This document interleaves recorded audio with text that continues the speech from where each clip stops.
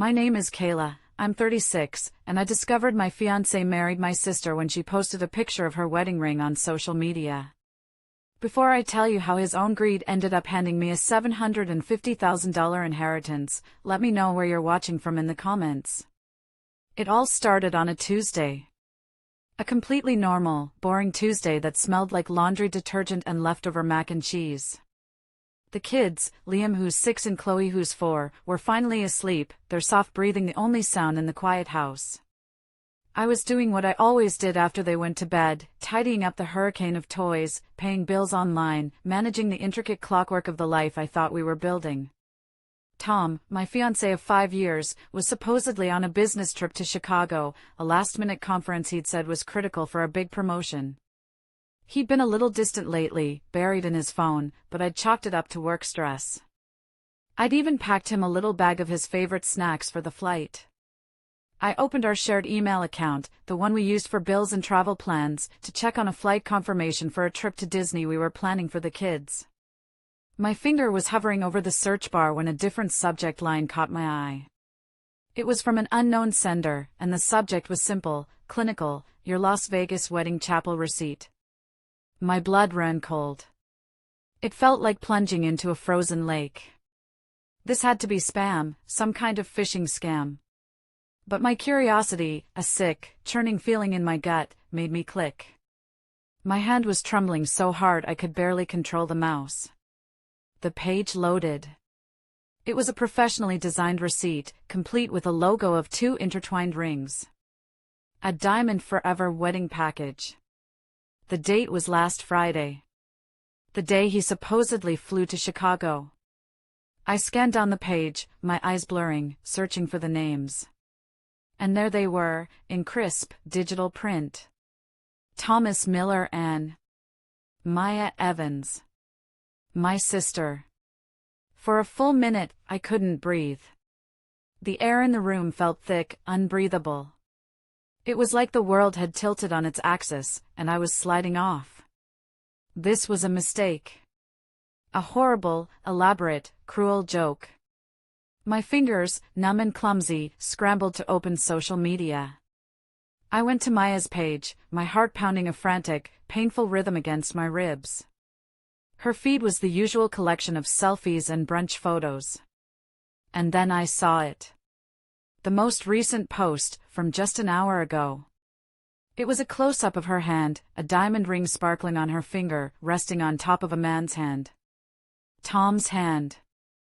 I recognized the silver watch with the blue face, the one I'd saved for months to buy him for his 35th birthday. The caption was a single, triumphant word, Mrs. Miller. The world didn't just stop, it shattered. I was looking at my life, my future, my family, being stolen, packaged, and flaunted in front of the world by the 2 people I should have been able to trust most. The comments were already flooding in. OMG, congratulations. I didn't even know you were dating. So happy for you guys. It was a public spectacle, and I was the ghost at the feast. I stumbled through the house like a sleepwalker. I went to our bedroom, half expecting to find him there, laughing, telling me it was all a misunderstanding. But his side of the closet was eerily neat. His suits were gone. His running shoes weren't by the door. His dop kit wasn't in the bathroom. On my nightstand, where my engagement ring had been that morning, there was nothing. An empty space. He hadn't just left. He had erased himself. He'd taken everything, including the ring that symbolized a promise he never intended to keep, and left nothing. Not a note. Not a word. Just a gaping, silent void where our life used to be. You have to understand, this betrayal wasn't a sudden earthquake. It was the final, catastrophic collapse of a foundation that had been rotting for years. Maya had always been the golden child, bathed in a spotlight I could never seem to find. She was the pretty one, the popular one, the one who could wrap our parents around her little finger with a dazzling smile. I was the smart one, the responsible one, the one who got good grades and followed the rules, which, in our family, was a lot less celebrated. I remember one summer in high school, I'd saved up all year from my part-time job to buy a specific prom dress. It was a simple, elegant navy blue dress. I loved it. The night before prom, I went to get it from my closet, and it was gone. I found Maya in her room, preening in front of the mirror, wearing my dress. When I confronted her, she just shrugged. "It looked better on me," she'd said, as if that was a perfectly reasonable explanation. My parents made her take it off, but they didn't punish her. They told me not to make a scene, to find something else to wear. I ended up going to my prom in a dress I hated, feeling like a shadow. Maya had stayed home, but she'd won. She'd proven that what she wanted was more important than what was right. That dynamic never changed. Years later, I was a rising star at a major financial firm in the city. I loved my job. I was good at it. I was on track for a senior promotion. That's when I was with Tom. He was charming, ambitious, and he made me feel seen. Or so I thought. When the promotion was offered to me, a huge step up with a significant salary increase, I was ecstatic. I came home ready to celebrate. Tom listened, smiled, and then gently took my hands. "That's amazing, honey," he'd said, his voice a soft, persuasive purr. "But think about it. More hours, more stress. Is that what we really want for our family? My career is taking off. My salary can support us comfortably. Imagine, you could be home. You could focus on us, on having kids. You wouldn't have to deal with office politics or deadlines. I can take care of you." He framed it as a beautiful gift, a release from a burden. He made my ambition sound like a flaw. And I, so deeply in love and conditioned to put others first, let him convince me. I turned down the promotion. A few months later, I was pregnant with Liam. A year after that, I quit my job entirely. I saw that same look in Maya's eyes when I told her, that familiar, toxic cocktail of pity and triumph. The house was the final nail in the coffin of my independence. The house I'm sitting in right now. When we decided to buy, Tom was the one who found the place. He was also the one who handled the broker. When it came time for the mortgage application, he laid the papers out on our kitchen table. "Look, Kayla," he'd said, pointing to the numbers. "Your credit score is a pristine 810. Mine is, well, it's a bit messy from my college days. If we put the application solely in your name, we'll get a much better interest rate. It'll save us thousands. It's just a formality, a smart financial move. It's still our house." As a financial analyst, every alarm bell in my head should have been screaming. But he was so convincing, so logical. And I wanted to believe in this he was so expertly selling. I signed the papers. I drained my 401k and every penny of my personal savings for the down payment. I, Kayla Evans, became the sole legal owner of a massive financial liability, while he retained the freedom of having no legal tie to it. It was the perfect escape plan, and I had personally signed off on every page. My mom was my only anchor in the storm that followed that horrible Tuesday night. She was the one who had always looked at Tom with a healthy dose of skepticism. She never outright said she disliked him, but I'd see a flicker of doubt in her eyes when he'd turn on the charm. When I finally broke down and called her, my voice a ragged whisper as I told her everything, she didn't waste a single second on shock or platitudes. She was all action. "I'm on my way," she said. "Lock the doors. Don't touch the joint bank accounts until I get there. And for God's sake, don't call him. We need a lawyer." She arrived an hour later with a thermos of hot tea and the ferocity of a mother bear. While I was still numb, she was already thinking 3 steps ahead. This wasn't just a broken heart, it was a calculated demolition of my life, and she was here to help me sift through the rubble. And she was right. The very next morning, I discovered he had drained our joint savings account to the last penny. The betrayal was now financial, cold, and undeniably premeditated. The first call I had to make was to my sister. I don't know why. I think I just needed to hear the lie from her own mouth. I needed to hear her try to justify the unjustifiable. She picked up on the second ring, her voice sickeningly bright and cheerful. "Hey, sis. What's up? I was just about to call you, I have the most amazing news." I cut her off. My voice was flat, devoid of all emotion. It was the only way I could get the words out. "You married my fiancé, Maya." The silence on the other end was telling. It wasn't a guilty silence. It was an annoyed silence, the kind of silence that says, "How did you find out so fast?" "Oh," she finally said, her voice losing its fake sparkle. "That. Look, Kayla, it's not what you think." "Isn't it?" I asked. "You're in Vegas. You're wearing a ring. You're calling yourself Mrs. Miller. It seems pretty straightforward to me." "Okay, fine," she huffed, her defensiveness kicking in. "Tom and I, we have a real connection. A soulmate connection. We just fell in love. It happens every day." "It happens?" I repeated, the words tasting like poison in my mouth.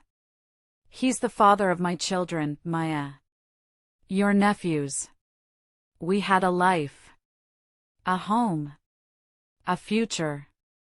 And you were making him miserable," she shot back, her voice rising, dripping with self-righteousness.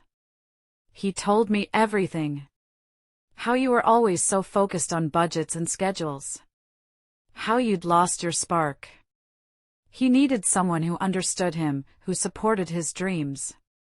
"I'm supporting his dreams, Kayla."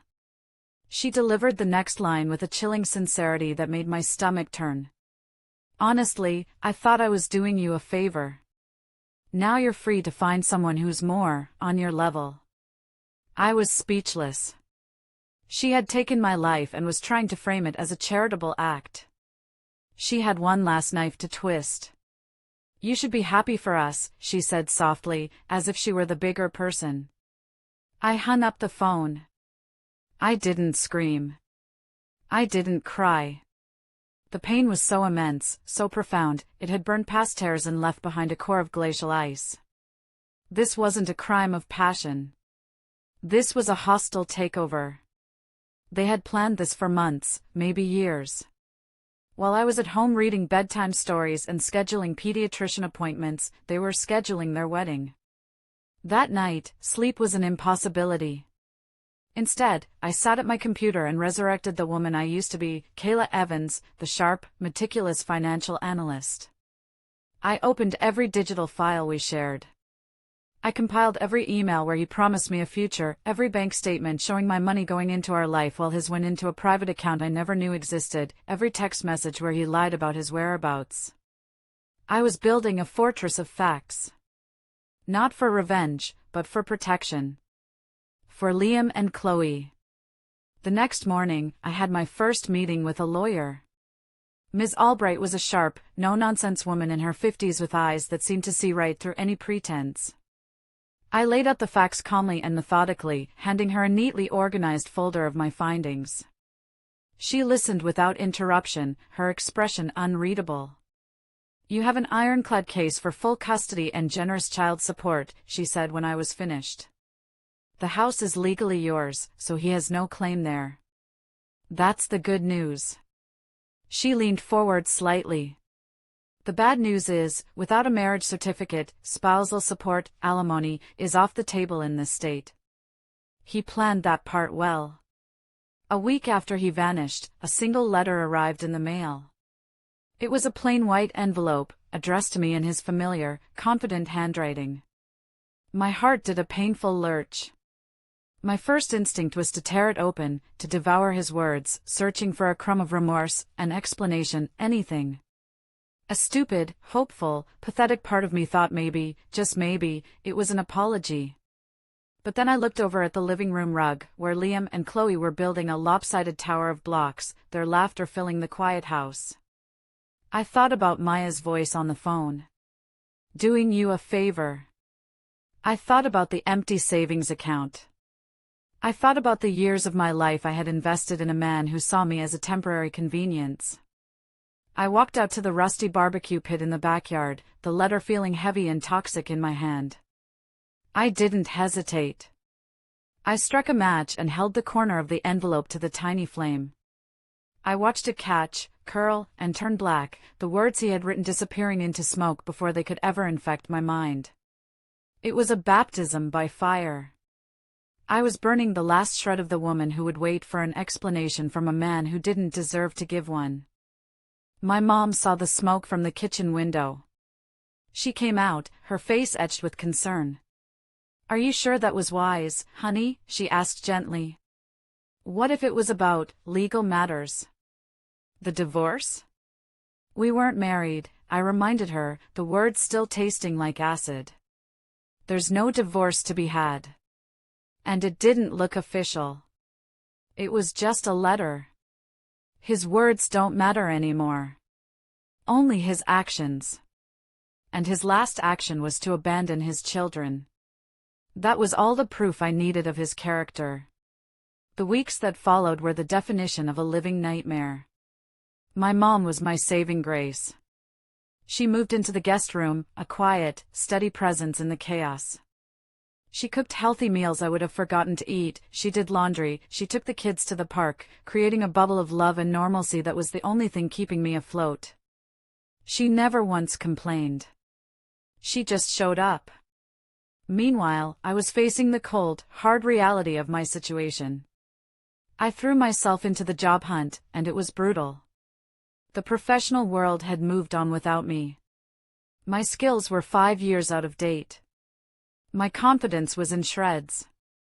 I would spend hours tailoring my resume and writing cover letters, only to send them into a digital void. The rejections, when they came, were polite and impersonal. More often, there was just silence.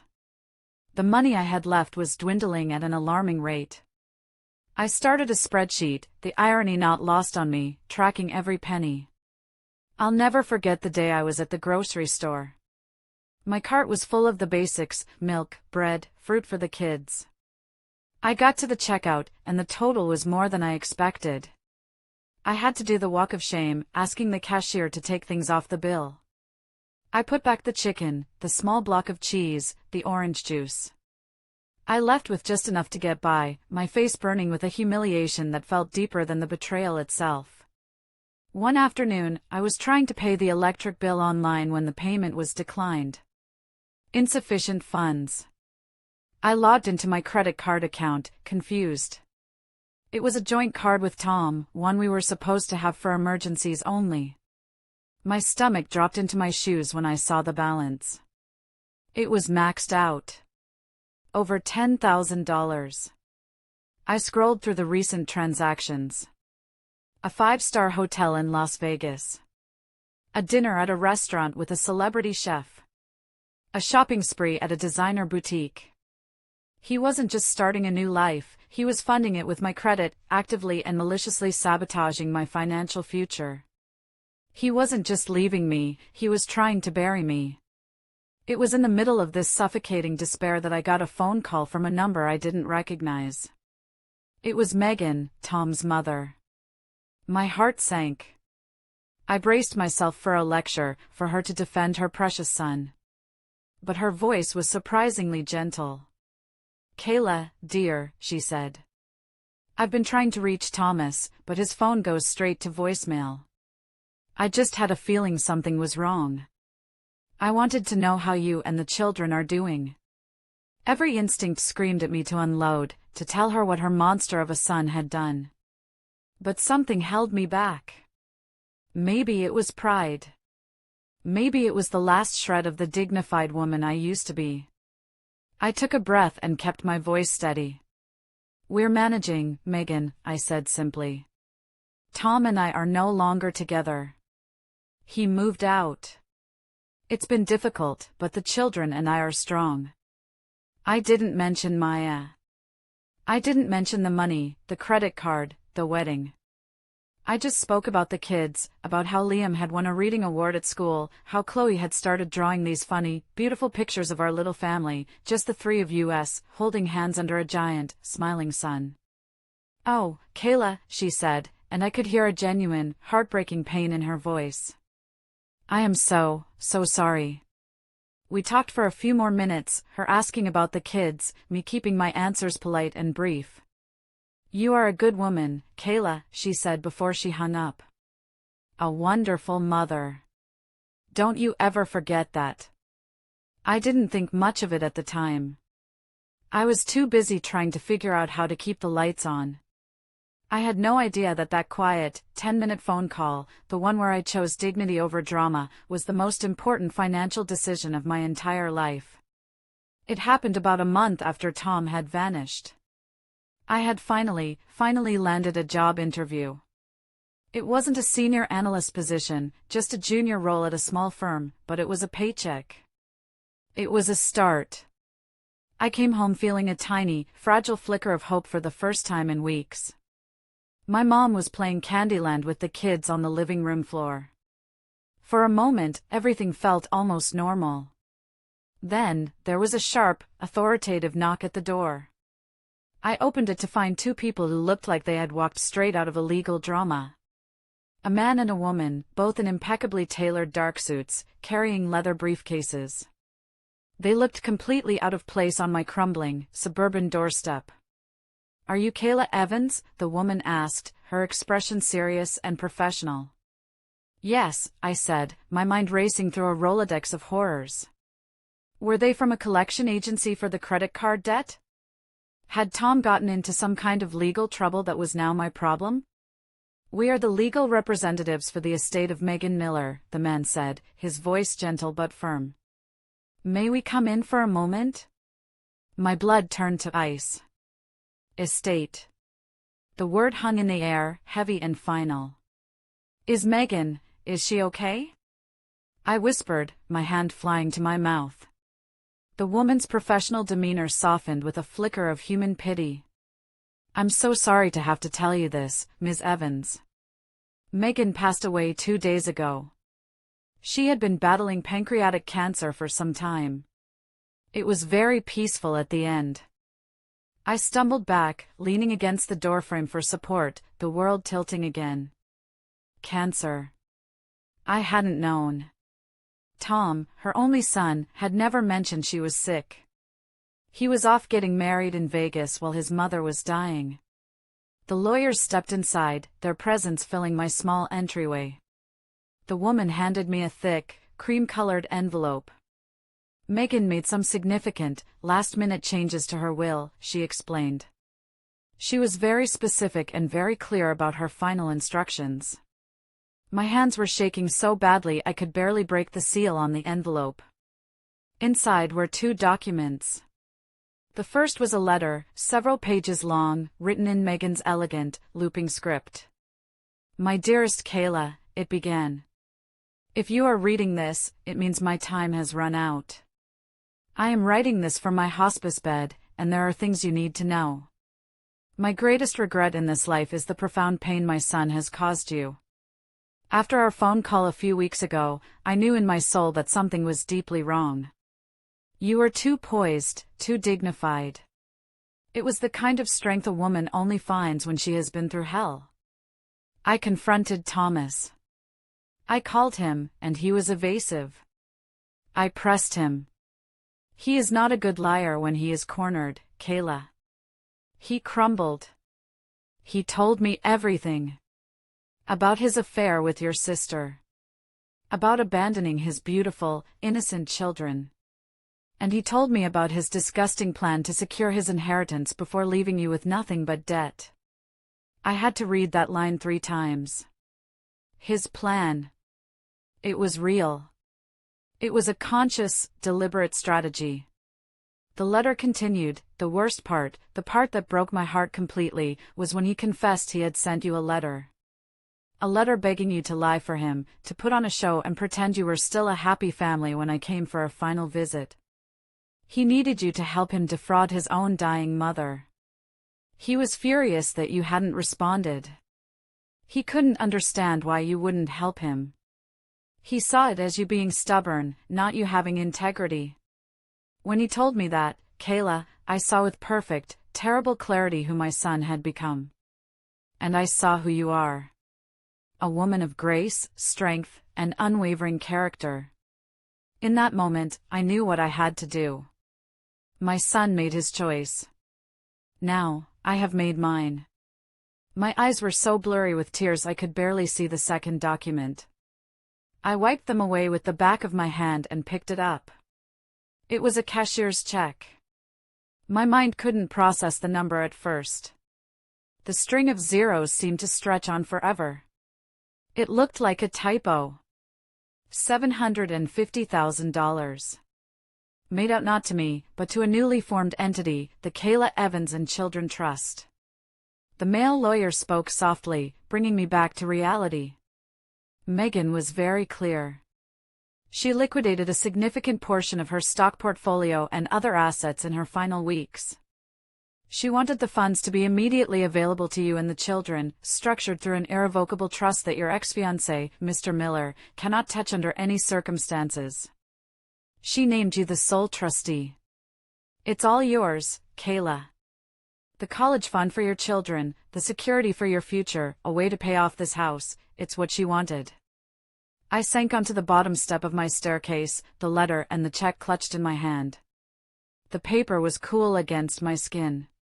It wasn't just money. It was validation. It was justice. It was a mother's love reaching out from beyond the grave to protect the family her own son had tried to utterly destroy. My mom, who had been standing silently in the doorway to the living room, came and wrapped her arms around me as I finally let myself sob. Not for the loss of Tom, but for the loss of Megan, and for the overwhelming kindness she had shown me. The phone rang less than an hour later. The caller ID flashed a number I didn't recognize, but I knew. I just knew. I almost didn't answer, but a new, steely resolve was hardening inside me. I wanted to hear it. I needed to. His voice wasn't sad. It wasn't remorseful. It was a raw, guttural snarl of pure rage. "What did you do?" he spat. No hello, no preamble. "What the hell did you say to her?" I took a deep, steadying breath. My tears were gone. All that was left was a calm, quiet strength that felt unbreakable. "I didn't say anything, Tom," I said, my voice as even and cool as a frozen lake. "Don't you lie to me," he screamed, his voice cracking. "I just got off the phone with her lawyers. They told me. She left everything to you. To you and the kids. That was my inheritance. Mine. I was her son. Was it?" I asked coolly. "Your inheritance? Or was it just your final payday before you disappeared for good?" "I wrote you a letter," he was practically shrieking now, his voice a pathetic, desperate whine. "I laid it all out. It was a business plan. All you had to do was play along for one visit. One goddamn dinner. We could have split it. I would have given you half. But you were too stupid or too selfish or too damn proud to even open the letter." And there it was. The full confession. The ugly, greedy, pathetic truth spilling out of his own mouth in a torrent of rage. He hadn't wanted me. He hadn't wanted his family. He had wanted an accomplice. "The letter, Tom?" I said, and I could feel a slow, cold smile spreading across my face. It wasn't a happy smile, but it was a victorious one. "I don't know what you're talking about. I never received a letter. But it sounds like your mother saw you for exactly who you are. And now, thanks to you, so does everyone else." I could hear his choked, sputtering gasp on the other end of the line. Before he could form another word, another lie, another accusation, I hung up. The aftermath was both ugly and deeply, profoundly satisfying. My lawyer, Ms. Albright, was practically giddy when I played her the voicemail Tom had left in his rage, repeating his entire confession. "This is a legal gift, Kayla," she'd said. "This not only solidifies your position regarding the trust beyond any shadow of a doubt, but it also gives us significant leverage." He and Maya tried, of course. For a few weeks, my phone was bombarded with their desperation. They called. They texted. They sent rambling, incoherent emails. They even showed up at my house one evening, standing on my porch looking haggard and thin.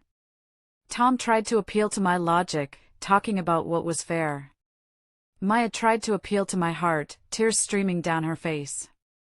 "We're family, Kayla," she'd sobbed. "You can't do this to us. Think of everything we've been through."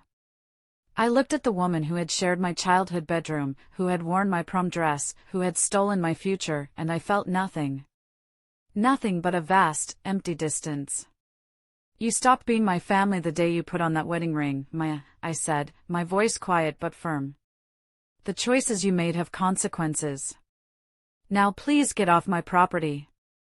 I closed the door, locked it, and had Ms. Albright issue a restraining order the very next day.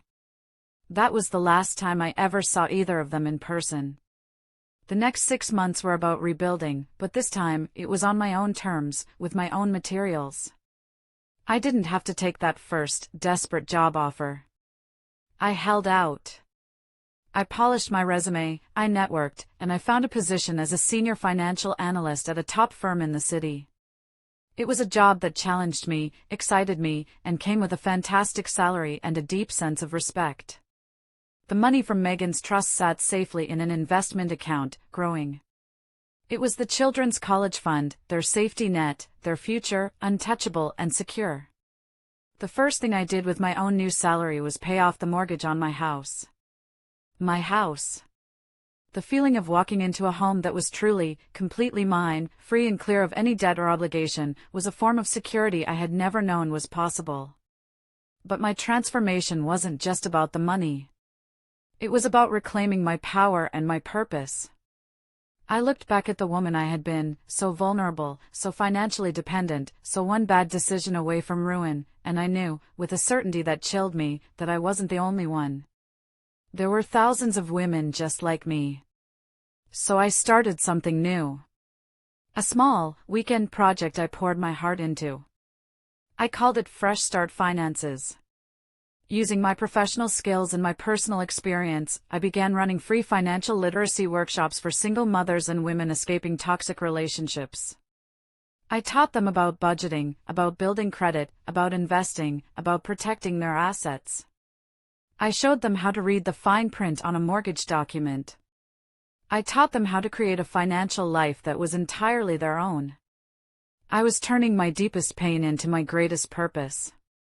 I'm standing in front of one of those workshops right now. It's a Saturday morning, and the community center room is filled with women. Women of all ages and backgrounds, their faces a mixture of exhaustion, fear, and a fierce, burning hope. They are listening, learning, taking notes, asking smart questions. They are all at different stages of their own stories, some just starting their terrifying journey through the fire, others, like me, finding their way out on the other side, blinking in the sunlight. A young woman with tired eyes but a determined set to her jaw comes up to me after the session is over. She's clutching a folder of notes to her chest like a shield. "Thank you," she says, her voice thick with unshed tears. "My ex cleaned out our accounts last week. I thought it was over for me and my daughter. For the first time, listening to you, I feel like I can actually do this. You've given me hope." I smile at her, a real, genuine smile that reaches my eyes and feels warm. I think about Tom and Maya. I heard through the grapevine that their sham marriage imploded in less than a year, buried under a mountain of debt and bitter recriminations. He's working some dead-end sales job, and she's moved back in with her parents. I don't feel anger anymore. I don't feel hatred. I don't feel much of anything for them at all. My life is too full, too rich, too purposeful to have room for that kind of bitterness. I think about Megan, the woman whose quiet strength and clear-eyed justice saved me. And I think about the beautiful, perfect irony of it all. Tom's desperate, greedy attempt to secure an inheritance was the very act that delivered it right into my hands. He thought I was a pawn in his pathetic game, but he never realized I had a queen on my side, watching the board. The best revenge, I've learned, isn't loud and fiery. It's a quiet, well-lived life. It's financial independence. It's watching your children thrive, safe and happy and free from toxicity. It's turning to a woman who feels hopeless and broken and telling her, with the absolute certainty of someone who has been there, yes, you can. And I'm going to show you how. Thank you all so much for listening to my story. It wasn't easy to share, but I truly hope it helps someone out there who might be feeling lost or powerless. My question for you is, have you ever had a moment that forced you to completely restart your life, and what was the single most important thing you learned from it? Let me know in the comments below. And if my story resonated with you, please give this video a like and subscribe for more. You are so much stronger than you think.